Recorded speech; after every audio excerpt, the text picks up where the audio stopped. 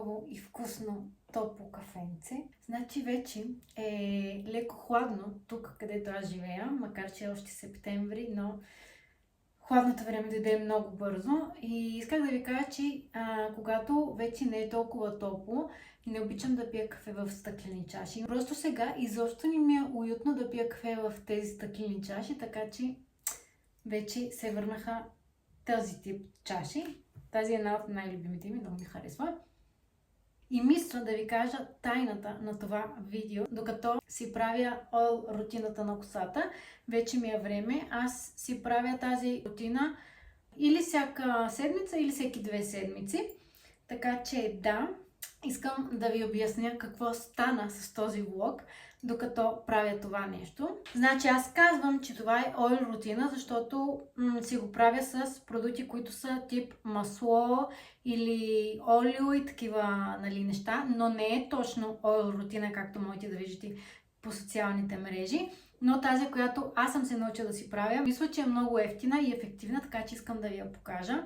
Затова ще си махна грейката, защото макар че е леко хладно, изобщо няма да ми е удобно да правя тази процедура с грейката. И ще ви покажа продукти, които ползвам. Значи най-важното нещо е косата да не ви е чиста. Това е първото нещо, защото след тази рутина трябва да я изкъпите. Второто нещо, аз я хващам на едно стягнато чоко и ползвам 3 продукти. Първият продукт, който ползвам, е масло от кокос. Това е натурално масло от кокос. Аз го купувам от Меркадона. Знам, че в България няма Меркадона. Съжалявам, че дразна, но това нещо може да го намерите където и да е. И просто взимам ето така и го стоплям с ръчичките. И си слагам това кокосово масло от половината коса до краищата. Ето така, постоянно. Значи процедурата е постоянно да мажеш. Окей, какво се случи с този влог? Случи се, че тук е ли съвета, докато го обработваше с CapCut, без да иска, изтри началото на видеото. Началото, в което аз бях с изобщо различна визия. Пак бях седнала, пак беше сутрин, но косата ми вече беше изкъпана и просто си оправях пред вас и ви казвах какво ще се случи в цялото видео. Също направих един малък хол с нещата, които си бях купила, тип тетрадки, химикали и тези всичките неща. И просто стана така, че изтрих това всичкото нещо, така че няма как да остана аз без влог утре, т.е. за вас днес, но за мен е утре, така че нямаше как да не снимам началото на влога, така че тук съм седнала пред вас и така или иначе вече съм го развалила, исках да го подобря с тази рутина и с тези съвети, които искам да ви дам, така че това стана и много ме яд, защото наистина нали знаете, като снимаш нещо за първи път, ти излиза по-натурално. Сега знам какво трябва да кажа, защото знам какво ще се случи във видеото, така че малко ми е странно, но това е какво да направя. Значи какво ще видите в това видео? В него ви показвах, сега няма как да видите, но ви казвах, че ще е един нормален ден, защото моите дни са много нормални, аз не правя някакви екстравагантни неща. Просто си учих малко по математика, защото сега вече е септември и както знаете почна училище, университет и така нататък. И аз давам уроци по математика, физика, география и такива неща на деца от около 8 и 12 годинки. Така че в това видео ви показвах как уча, какво си бях купила, защото просто трябваше да си припомня задачите по математика. Какво друго? Виждате ли как почва да стои? Аз не слагам много, но гледам да има навсякъде. Ако ви кажа как мириш косата ви в този момент, направо си нямате представа. Защото наистина мирише на натурален кокос. Много ми харесва. А какво казвах? Също във видеото виждате как отивам на фитнес с приятела ми. За първи път ще го видите в този канал. Той няма да говори, защото наистина не разбира нищо на български, но поне ще го видите. във видеото отиваме заедно на фитнес, защото просто не ми се ходеше сама, така че го изчаках него. Следва втората крачка и тя е маската. Слагам си маската, в която ползвам в този момент. Сега ползвам тази на Bubble Care. Не знам откъде купих това нещо, защото е супер много голяма и не знам от колко време я ползвам, но е най-нормална маска за репарация. Пише Hair Mask Repair. Аз ги сменям, не винаги ползвам същата, в този момент ползвам тази, даже вижте, вече почти не остава. Така че взимам маска и пак от половината на краищата мажа и мажа. Постоянно мазане. Какво друго? Нищо. Показвам. Знаете ли какво друго си правих в това видео? Също ви показвам как си правя лаш лифтинга. Аз си правя лаш лифтинга вкъщи, защото просто много ми харесва. Това е нещо, което е като тип хоби. Даже го правя и на моите приятелки. Не съм, професионалист. За сега не се знае. Но да, правя си го вкъщи и ви показвам как го правя. Тоест, малко това видео е леко тип процедури и един нормален ден в живота ми, защото спойлер, почти, мисля, че на 90% от хората в планетата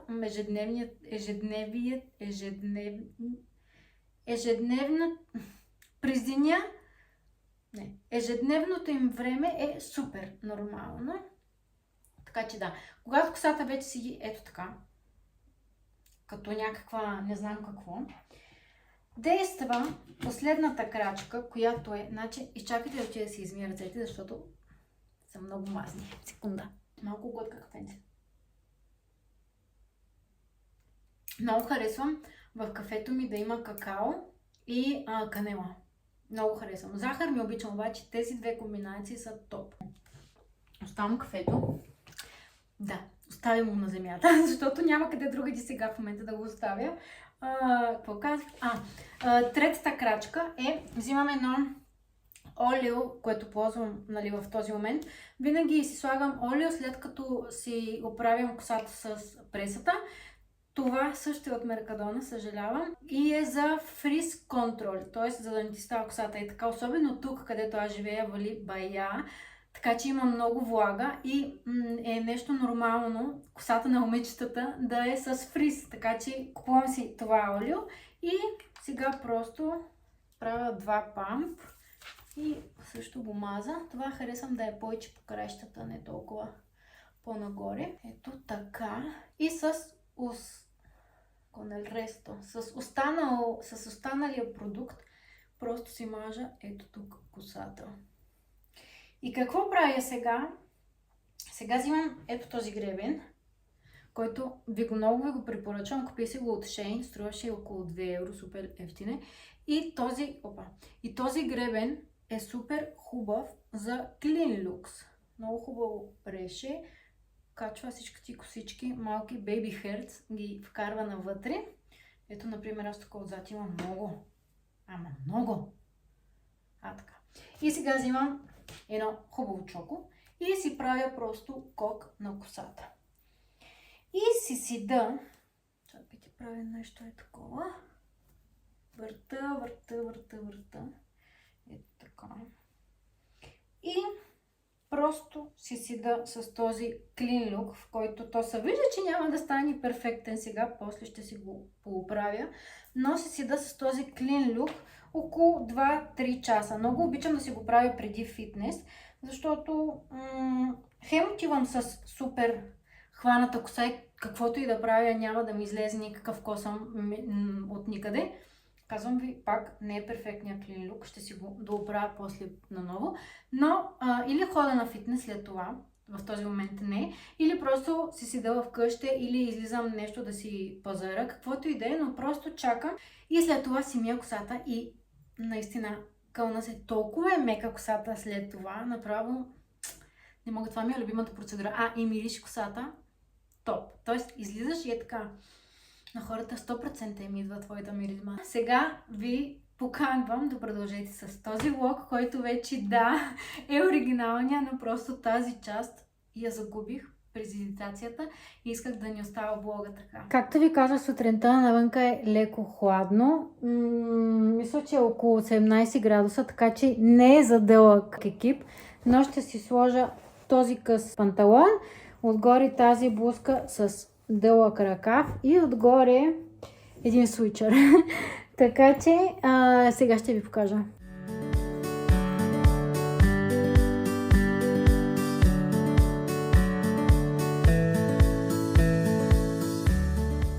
Така изглежда резултата. Това е, което можах да направя за 3 минути. Естествено, няма да излизам с тези шнурки. Косата сега ще ми е пусната. Не обичам да си слагам парфюм като хода на фитнес, но обичам да мирише хубаво. Така че ще ви покажа тази на Victoria's Secret. Много ми хареса как мирише. Санти Албер Силк. Не знам, много ми харесва. Вижте докъде е. Това ми е сега в момента любимия, така че слагаме малко е така навсякъде и взимаме чантата и тръгваме. Айде, как да забравя чокото. Но май вместо чоко ще си взема, ще взема ето тази лента, защото все пак косата ми е много жива в момента. Малко ма боли да я хвана на едно супер стегнато чоко, така че мисля, че с това и с лентата ще е достатъчно. Винаги се замислям дали съм взела ключа. Ето времето. Облачно си. Какво да направим? Ще ми правите малко компания, докато стигна. Исках да ви кажа, че тук, където аз живея, има много така нагорнища. И като ходя пеша, това ми става като за затопление. Вижте откъде идвам, до къде съм стигна.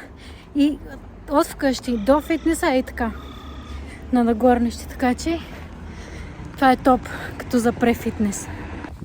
Значи по път ми звънна една приятелка, извинявам се, има много вятър. Ми звънна една приятелка и ми каза, че ще ми върне един панталон, дето й бях дала. И ми даде една Магдаленка, дето беше направила. И съм много щастлива, защото ще се изям след фитнес. На половинка те с приятела ми. Но съм много щастлива. Исках да кажа колко много са важни приятелите в живота. Това са фамилията, който човек си избира. Така че, ако имате приятели, сте богати.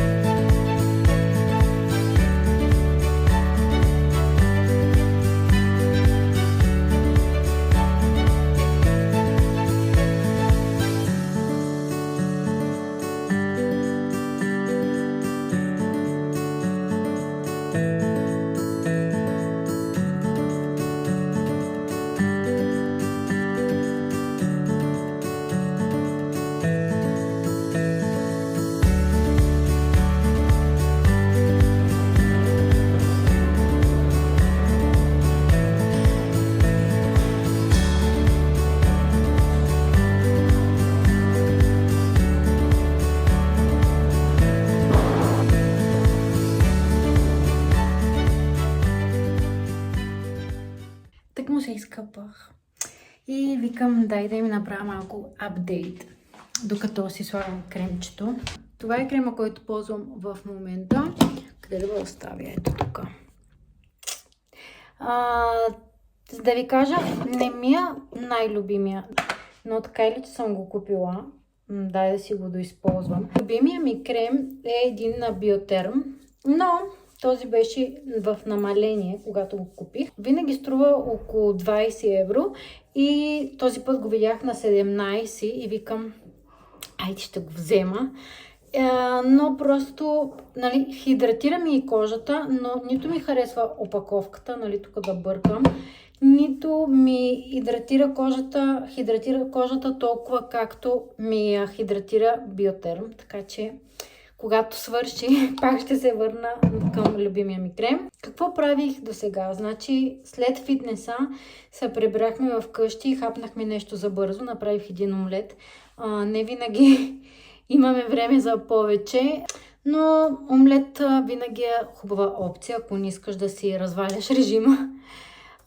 Така че да, хапнахме омлет и нищо, той тръгна директно, защото сега имаше 2 клиента. Отиде да ги пострижи в къщи и аз хванах лаптопа и до сега в момента е 7:05.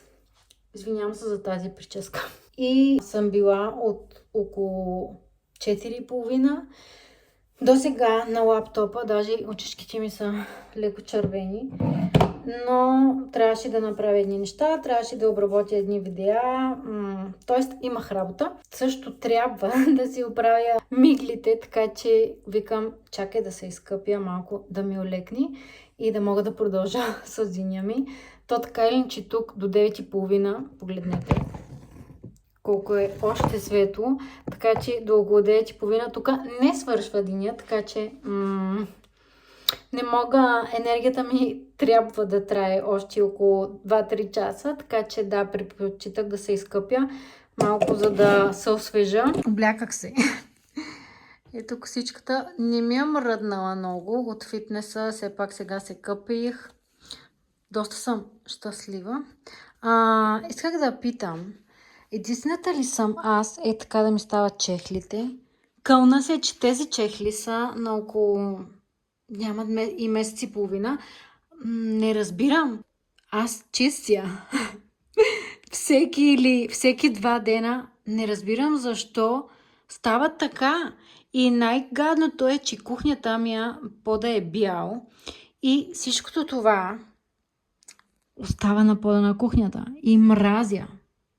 Тоест аз трябва да си купувам чехли всеки 2 месеца. Сега ще взема една лента за глава и ще отидем ето там да си оправя миглите. Значи приготвих си инсталацията за миглите, сипих си една чаша вода. Наистина пия около, не знам, 2-3 литра вода на ден. Има хора, които им е трудно да пият вода. Аз без вода, човек, не мога да живея. Даже мисля, че понякога прекалявам с водата. Не знам дали мой човек да прекали с водата. Сигурно да. Но аз 2 литра 100% ги пия. 3 не знам. Значи, на чисто лице. Ето моите пъпки, ето моите, как се казват, imperfections. Да, това е натурално лице. 7:30 е, цял ден е минал, така че не съм в най-идеалния ми момент, но това е реалността. Както ви казах, тук си приготвих вече, всичко е до мен. И сега ще ви покажа, нали, набързо, т.е. ще ви покажа всяка крачка, но няма да спирам, защото процедурата ще ми е около 1 час. Аз ползвам ето този кит, който купувам от Amazon. Ако искате, мога да ви дам, да ви сложа линка. Питайте ме по коментарите и ще ви го дам. И също съм си купила други уреди, които ми трябват. И за мен това е също една супер медитация, защото е време за мен, защото го правя супер на спокойствие. Няма никой у нас. Ще ви сложа тук да видя къде е и ще продължим. Реших да си хвана и косата, защото май ще ми пречи. И в момента ще заприличам на не знам какво. По-реално от това няма да видите. Наистина. Така не ме е виждал даже и приятела ми. Ако дойде и ме види така, ще ме е много срам. Вижте ме, приличам на не знам какво. Но карай. Значи първата крачка е да си сложа ето тези типс тук под оченцето, за да не ми се вмесват долните мигли с горните. И след това, което за мен е най-трудното, е да си залепа тези паds. Ето ви тук. Трябва просто да си намеря кой е моят номер. Мисля, че винаги е S, но винаги съм мотам между S и M, защото не знам, не ми се залепява добре и ми е малко трудно. Мисля, че ще ми е малко трудно да говоря и да правя това нещо. Може би не беше най-добрата идея, която съм имала днес. Но карай. И муцуните, които сега ще видите, просто нямам думи за тях. И сега ще пробвам с S номер, да видим дали ще стане нещо. Ще си залипа това. И сега ще продължим. Ще махам тези неща, защото наистина ми е много трудно да правя това нещо и да съм с тях на окото, така че ще ги махна. Ето така изглежда за сега и сега просто трябва да качим нашите мигле отгоре с лепилото. Значи, ако ни беше достатъчно с тази лента и с чопото, ситуацията в момента е такава. Нямам думи. Ако сега влезне Хорхе, направо може да затвори вратата и да си тръгне. Карай. Вече си залепих миглите от горната част на този тип и сега тръгваме с първата крачка, която е перманента. Важно е това да се слага навсякъде без на краищата на миглите, защото може да ги запари, така че трябва да сме малко деликатни с този продукт. И също, което мирише отвратително зле. Не знам защо са го направили така, не беше толкова трудно да мирише леко по-добре, но айде карай, аз вече съм свикнала. Ако се питате защо правя това нещо вкъщи, вместо да отида да ми го направят, и е защото на мен просто това ми е като една лека терапия, защото докато правя това не мога да правя абсолютно друго нещо. И понякога е трудно да се фокусираш, не знам как се казва, дано така е добре казано, но да, понякога е трудно да направиш един фокус в нещо и да си насаме с мислите си, така че това е един момент, в който аз наистина ми е като един вид медитация. Просто, не знам, по-ми е като хоби. Кой знае, може някое време да почна и ногтите да си ги правя самичка. Просто ми се дава и ми харесва. Мисля, че е нещо, което не е за всеки човек. Защото в последно време всеки казва, че можеш да направиш това, което искаш. Да, верно е. Но има хора, които просто им се дават някои неща и други не. И то няма лошо. Сега си слагам това и трябва да изчакам около 13 на минутки, но вие това няма да го видите. Също трябва, забравих, да си сложа такъв филм. Не знам дали се казва филм. На испански се казва папел филм. На очите, защото така попива по-бързо продукта. Ситуацията ще е все по-зле, защото вижте сега какво става. Направо вече сме за не знам за къде. За никъде не сме. Боже. Да, ето така. Слагаме и просто си чакаме. Това е. Сидиш си и си чакаш и си мислиш за някакви неща. Аз съм човек, който не го е срам за неща. Тоест не ме е срам пред хора, които не ме познават. Не знам как да го обясня това. Много ми е по-лесно, например, да правя видеа на български и да ги качвам в YouTube в България. Защото като знам, че никой не ме познава, ми е по-лесно. Значи, срам ме е да дойде така приятел и да ме види, а не ме е срам да това нещо да го видят кой знае колко хора. Може и никой да не го види, но разбирате ли ме? Не знам защо така е, не знам. Но защо трябва да те е срам пред хора, които те познават, а не те е срам пред хора, които не те познават? И става също с когато те интересува много какво казват хората за теб или какво мислят хората за теб, винаги е по-важно за теб това, което мислят хора, които не те познават, а не това, което мислят хора, които те познават. Разбирате ли ме? Тоест понякога не правим неща само заради какво ще кажат хора, които изобщо не ни познават и от които никога няма да искаме даже и съвети. Така че понякога се питам защо става така и аз се опитвам по тази тема много да работя, защото наистина не съм правила неща заради трети външни коментари, разбирате ли? Така че не е хубаво това. Всеки си живее неговия си живот, на никой не го интересуваме, наистина на никой не го интересуваме. Само на близките ни хора. Другите хора Все има едно, дали ще паднеш пред тях, дали ще направиш някоя простотия пред тях. Ще се смеят в този момент, ще те критикират в този момент, обаче след 5 минути буквално ще забравя за какво е станало. Така че просто понякога трябва да мислим така, че не го интересуваме, че не сме интересни и не интересуваме никой. Ако живеем така, наистина ще ни пука все по-малко за някои неща.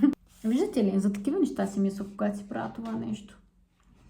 Да, може да си взема телефона, да влезна в Инстаграм, да си губя времето, но не, предпочитаме така да си седа и просто да си мисля. Леле мале.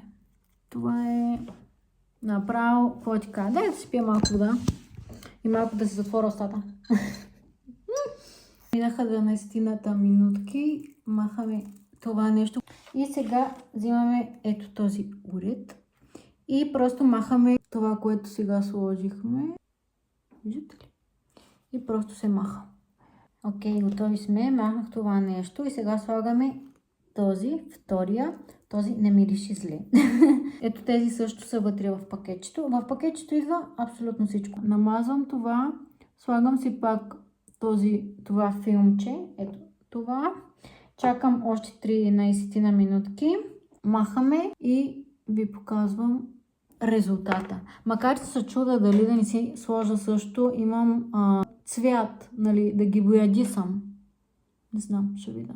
Готови сме и с това. Махаме тези отвратителни и пак чистим с този уред. Аз преди съм си правила, слагала съм си мигли, такива, да ти слагат косъм по косъм, но наистина това е нещо, първото, което след не знам колко пъти можеш да си правиш мигли в година, не знам, но ти да искаш е нещо, което не е натурално за собствената ти мигла. И винаги, когато се опитвам, нали, да ги махна, за да дам малко почивка, нали, на миглите ми, винаги миглите ми са съсипани. Не знам какво правят, какво не правят, пробвала съм на хиляди места. Мисля, че това нещо, лифтинга, не ми прави нищо лошо на миглите, даже ми ги прави по-силни. Така че предпочитам това, защото мога да го поддържам повече във времето и защото наистина не ми е трудно да си го правя. И не виждам да е негативно за миглите ми, така че ето това е боята за мигли. Става за мигли и за вежди. Аз за веждите не си слагам нищо, защото има микроблейдинг и е супер лесно да се ползва. Вътре има два продукта. Единия и самата боя. И просто трябва да смесим. Аз го правя ето тук. Даже личи си, че съм го правила друг път.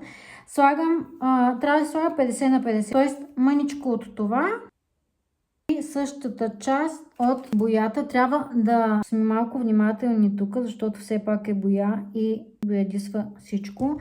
Блузките, ногтите, така че тук малко трябва да сме внимателни. И просто бъркам тази смес. Чакай, докато бъркам да чета. Трябва да чакаме 5 минути. Процедурата е същата. Слагам, чакам, слагам, чакам. И съм готова. Това е крайният резултат. Вижте. От едната страна. Ето. Тук се вижда как изглежда горе-долу. Много е натурално. Оле, тук трябва малко да се изчиста. Много натурално седи. Мисля, че това е целта. Изглежда по-натурално. И хора, да ви кажа, че вече е 9 часа. Казах, че това ще е за около час, но май... Както винаги, Елисавета закъснява. Ще ви кажа чао на този влог сега. Чакам Хорхе да се прибере. Ще сготвим нещо за вечеря. Ще гледаме малко Netflix. Това е нощния режим. Преди да дойде ще си направя скинкера. В някое друго видео ще ви покажа какъв ми е нощния скинкер.